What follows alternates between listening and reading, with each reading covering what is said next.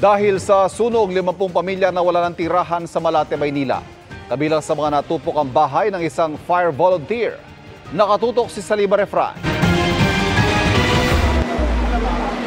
Nabalot ng usok ang lugar na ito sa Singgalong sa Malate, Maynila matapos sumiklab ang sunog sa 40 bahay na gawa sa light materials.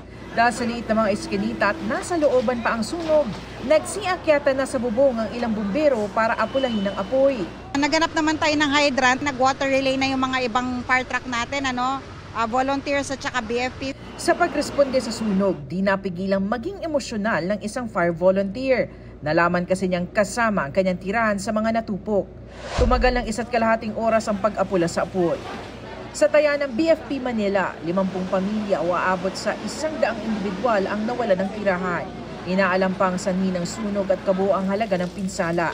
Pero ayon sa BFP Manila, ngayong mainit ang panahon, kapuna-puna ang pagdami ng mga sunog na sanhi ng overloading o pag-short circuit sa mga bahay. Pacheck po natin sa mga electrician na tamang mga tao na titingin kung yung mga kable ba natin ng mga kuryente, ang ating mga outlet, sufficient pa para sa mga appliances na ginagamit natin.